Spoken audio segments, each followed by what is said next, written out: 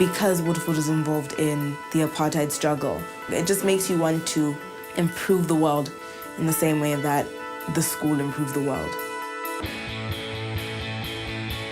I love Waterford because Waterford made me very important to my family. They're taking care of me. Waterford has helped me in every sort of way to turn my dreams into a reality.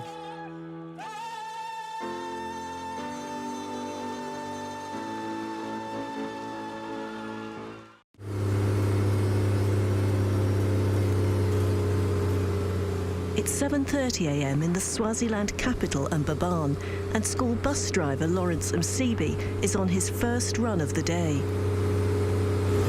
We are on our way to Mbabane, which is our first pickup of students to Waterford.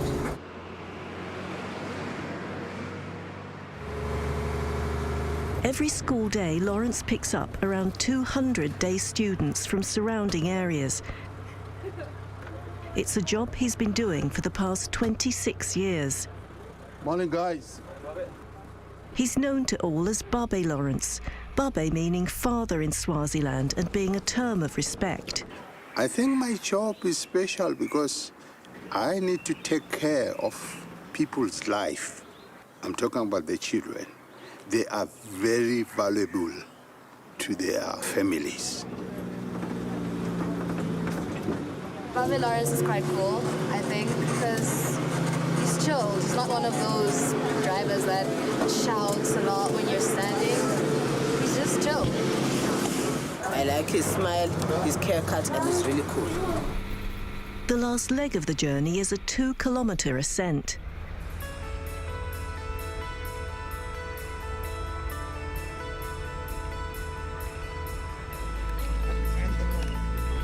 Lawrence's destination is Waterford, one of the most famous high schools in Africa. It's produced actors and academics, writers and politicians. The location, a hilltop in the smallest country in Africa, may seem strange for a school of international standing, but it's no accident that Waterford was built here just over 50 years ago. Swaziland is landlocked and almost entirely bordered by South Africa, which then had a policy of segregation known as apartheid. Blacks were discriminated against in every possible way and denied all but the most basic education. Waterford was set up in direct opposition to that policy and became the first multiracial school in southern Africa. There we all are. So that's the first lot, 1963. Michael Stern in the middle there, founder. Tony Hatton was among the school's very first teachers. We had 16 boys, but it was about half white, about 25% black, and about 25% either coloured or Indian, as the words go. Michael Stern, the English founder and first headmaster, had been teaching in South Africa and seen the injustices of apartheid at first hand. Swaziland, just across the border, seemed the ideal location for the multiracial school of his dreams. South Africa disliked Waterford intensely, to some extent feared it, I think, and they made life as difficult as possible. We did lose a number of children. They went home for the holidays and couldn't get back because their passports were confiscated. One actually had it endorsed, valid for all countries except Swaziland, which was very vicious, very vicious. Waterford's original school buildings are still in use today.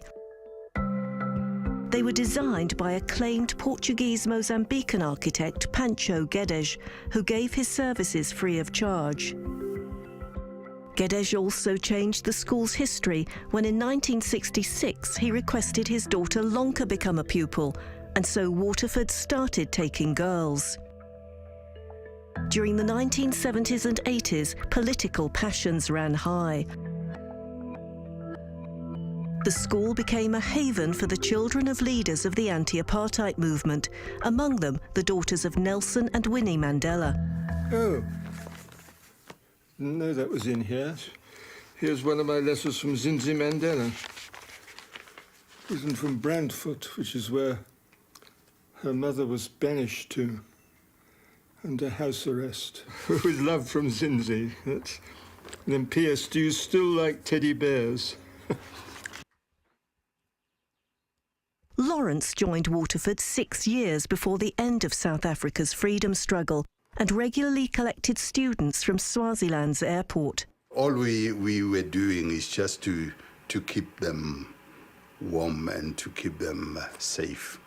It was still during the apartheid time, but when they come here, it wasn't working like that. The blacks were together with the whites.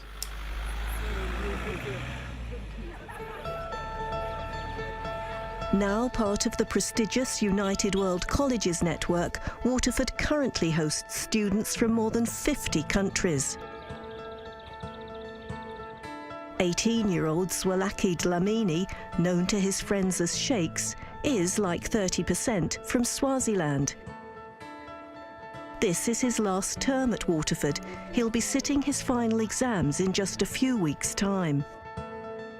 Another 50% of students come from other parts of Africa, like 19-year-old Alicia Simba from Tanzania, who's also in her final term. Waterford's history has a big impact on you because Waterford is involved in the apartheid struggle. It just makes you want to improve the world in the same way that the school improved the world. Unlike most schools in Africa, Waterford has no school uniform. And while it can cost more than $17,000 a year for a student to board here, not everyone pays. For us, it's not simply linguistic, cultural, national, race diversity. Those are important elements and all pretty much related, possibly. But for us, economic diversity is another big issue. 18% of our students are on full scholarship of some sort. We're bringing in youngsters who come from very, very modest backgrounds. We've had a youngster here, for example, who joined at the beginning of this year, who was in tears in the first couple of weeks. And we found out that she was very upset because she was eating food which she knew her family didn't have at home, and they were hungry. We've got youngsters who've come to the school who've never used a Western toilet. Sheikhs is among students who receive a full bursary. Both his parents are unemployed. My father is, I can say, a traditional Swazi man who has, he had 3 wives and one just recently passed away. My mom and dad broke up, I think, probably when I was 5 or something. So I was raised by my mother's side of the family, and my mother's side of the family is an extended family. This is like my block, and it has been my home for the past 2 years. Sheikhs' bursary is provided by the Swaziland Electricity Company, for whom he's promised to work for 5 years after completing a university degree. Like all final-year Waterford students, he's now studying for an International Baccalaureate Diploma, better known as the IB. It involves sitting exams in 6 subjects.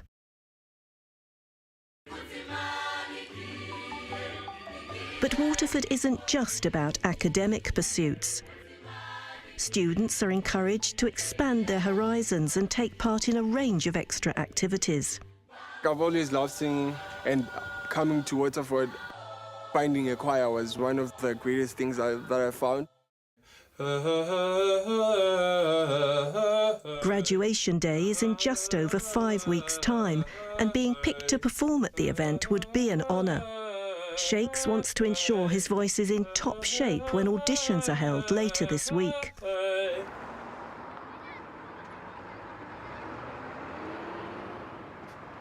Home for Sheikhs is a township near Swaziland's second biggest city, Manzini.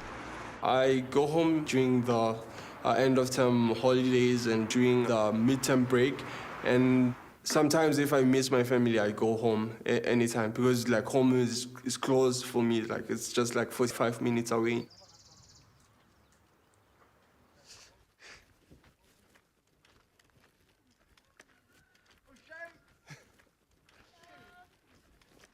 See, skip one. Hey. Hey. Hey. Hey. Good. Shakes's mother now lives in South Africa. In comparison to other students that go to Waterford, I might not rank very high in terms of like economic status.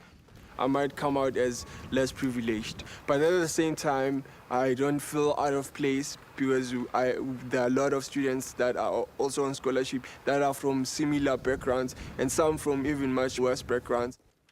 Being here at Waterford is enough because it is an opportunity for me to actually rise up to whatever economic status that I want to get to.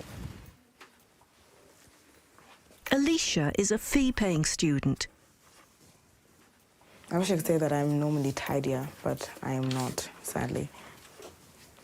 I've had lots of small rooms since I've been here, but I've always seemed to like my rooms at school a bit more than my rooms at home, regardless of the size. The first obvious thing are the notes. There are a lot of papers in my room. They are color-coded. I mean, I wouldn't describe myself as being particularly compulsive or organized, but they are color-coded. So green is for chemistry, red is for maths, pink, which is the most, is for history. Like Shakes, Alicia loves music. I play piano and I sing, and of course, like I do music as an IB level subject. So I spend a lot of time in the music department, especially in this room. It's my favorite, it's the biggest room, and the piano's pretty nice. Alicia too hopes to be picked to perform on graduation day. My parents both work, 2 younger sisters. I'm from a comfortable background. We don't struggle too much economically. Of course, I don't have like 6 iPhones and a car and stuff like that. My parents still, like draw the line at some point. But we're very blessed. I think that's the best way to put it. We're very blessed. Lawrence is one of Waterford's longest-serving members of staff. I get up at 3 and start walking, say like 3:15. Before, I used to jog, but because I'm getting medulla, which means I'm getting old, I'm now walking. I walk a distance of 6 kilometers from where I stay to school.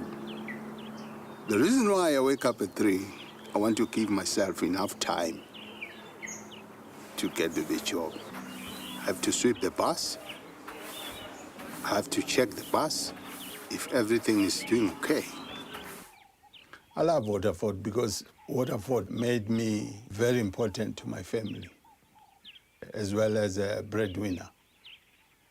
They're taking care of me. 10 years ago, Lawrence was able to buy this plot of land. I got this land because the school gave me a loan.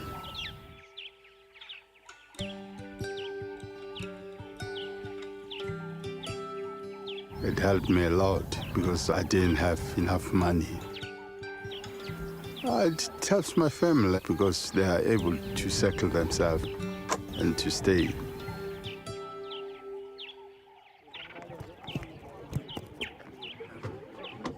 Twice a week, Waterford provides transport into the centre of Mbabane. It's a chance for students to get out of school and get to know a country that's unique in Africa. Swaziland has the continent's only remaining absolute monarchy. King Mswati III rules by decree and has crushed a series of pro-democracy protests. As well as being Waterford's bus driver and transport manager, Lawrence is a member of the King's Regiment. Being the king's regiment, you need to love your king. I love the king so much. Others think they don't need the king, but they want the parties. We don't think the same. As a member of the regiment, Lawrence accompanies the king to traditional ceremonies, such as Swaziland's famous reed dance. You know, this is Lawrence, which is me. And this is the king's son, which is Bengals.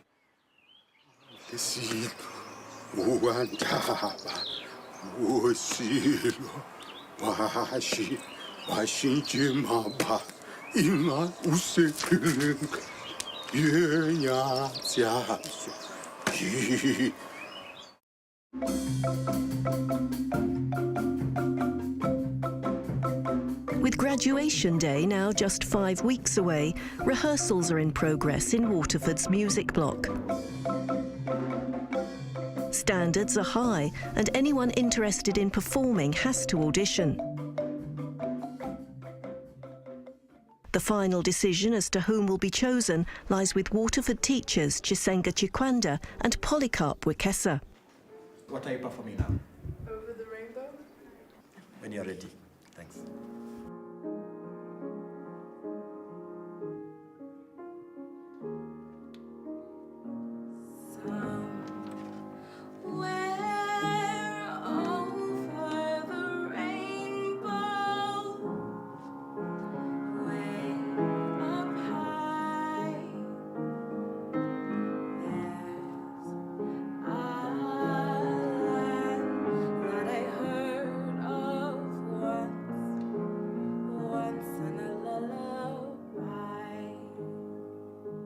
It tends to drag, you know. I felt it tended to drag. And we've got almost 35 days ahead of us. So if we get selected, I hope that you will have perfected the song by then, all right? Thank you very much. Next up is Shakes. He's performing a duet with Finnish final year student Matilda Mahn.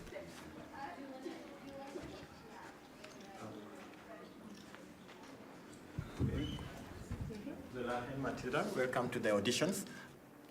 When you're ready. Thanks.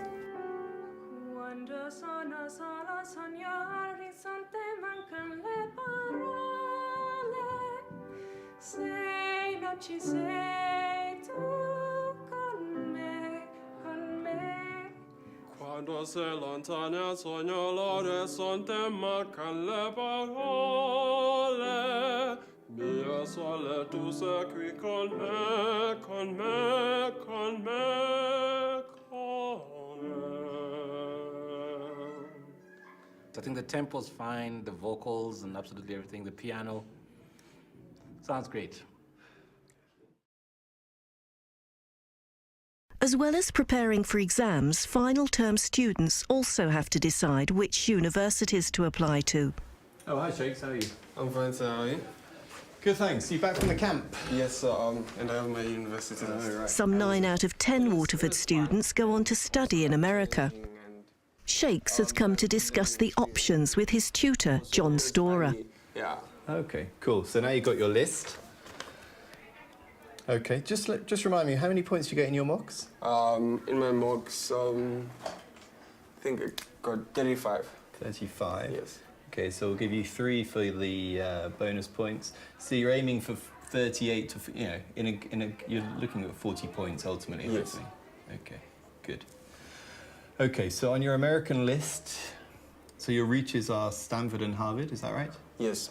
Stanford and Harvard are among the world's top-ranked universities. I can say that I'd like to study in America, but all the places that I'm applying to are places where I'm comfortable and I think are ideal places where I can really study and thrive. I might be tempted to stay in America, but I won't stay because we have some energy crisis here in Swaziland, and I believe that for me to make a difference, I need to come back to Swaziland.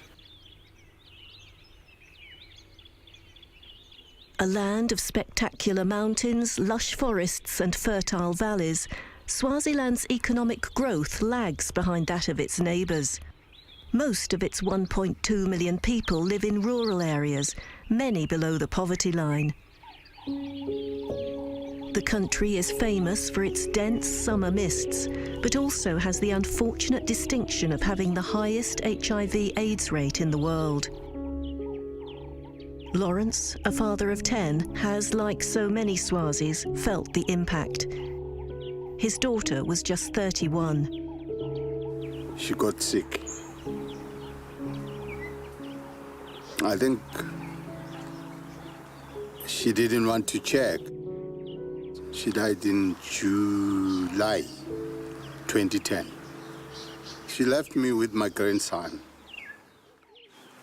During the olden days, when that thing first came, people were very, very, very much ashamed. They thought, they took it as a disgrace.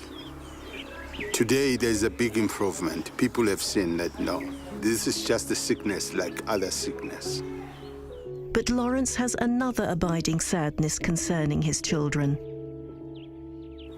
I was willing that maybe if one could come at Waterford. But she was a bit slow in understanding. So I felt she couldn't pass the interview test. Yeah. No, I'm sorry. I'm sorry. I'm sorry about that one of my students didn't start here. It's now mid-October and the last day before the midterm break. Lessons for final year students are officially over. You should. I want to. When school resumes, there are exams. If this, for me, really is just to say a big thank you for being an excellent group of IB2s. I know I've just Martin Wender is the IB coordinator. You shouldn't really panic during an exam period, guys. Just prepare yourself well and have the confidence to take it forward. If you need anything, just come and see me. I'll be around all through this particular period of time.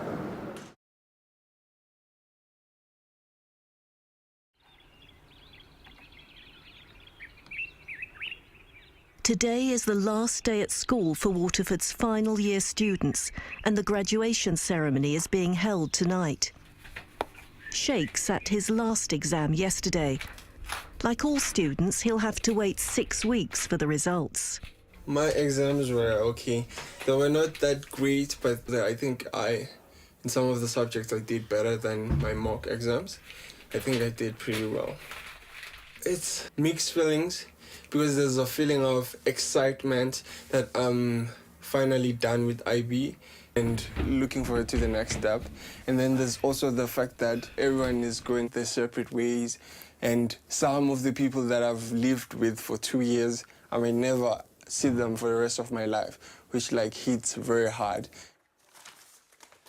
Alicia still has one more exam to go. I'm writing music today. I feel very, very scared about it, I won't lie. But the majority of my exams went well. Obviously, not chemistry, but as in the majority of them went pretty well. I've been here for 7 years, started when I was 12, and I am 19. When something's essentially been a part of you for so long, I'm starting to realize that, I can't really imagine what it's like to leave it. Waterford has definitely taken care of my whole person. But Waterford's final year students are not the only ones thinking about moving on. I'm above 60 now, so in Swaziland, the law says when you are 60, you should retire.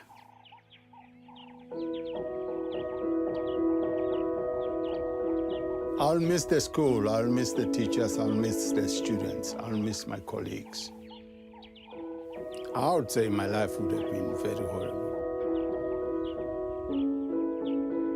It's gonna be tensy, but when time comes, time comes.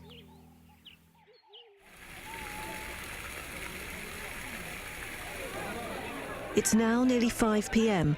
and students and guests are gathering at the graduation venue just outside Mbabane. My last exam was very good. Everything that I had studied came on the paper. I'm feeling a lot better than I was feeling in the morning. I'm so excited to have, like, everybody's looking so handsome and so, like, exquisite. It's so great. Alicia is to sing while the guests have dinner. Matilda and Shakes are to perform at the finale of the ceremony itself.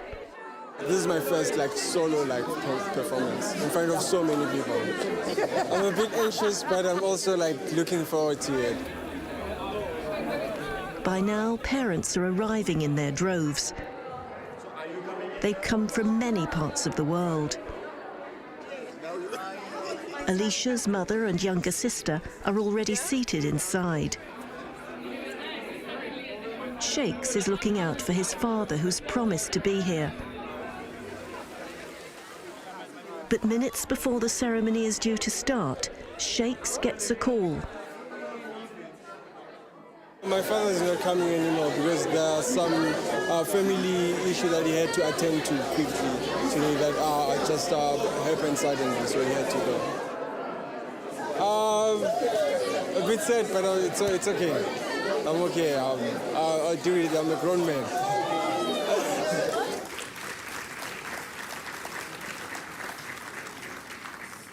Zwelakhe Dlamini.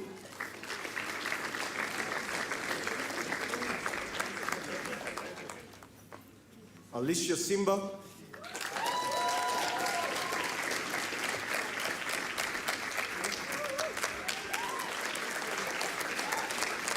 The presentations and speeches over, it's finally time for Shakes and Matilda to sing their duet.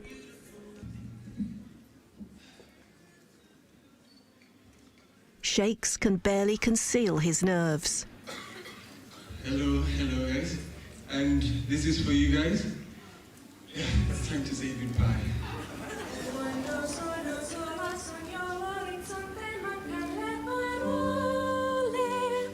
Sei, non ci sei tu con me, con me. Quando se lontana sogno l'orizzonte ma Kamhlaba.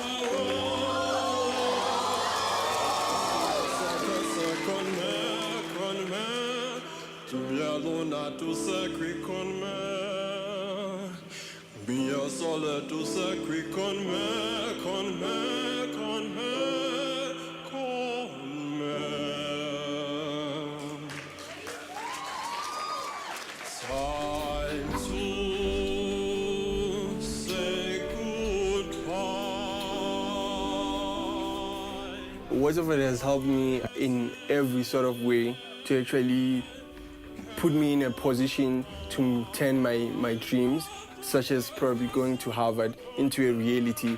It's given me friends, it's given me family, it's given me support, it's given me challenges, it's given me everything that makes up a life. It's gonna be time to say bye-bye. Still alive. It's good to say bye-bye. Let's hope we'll meet again.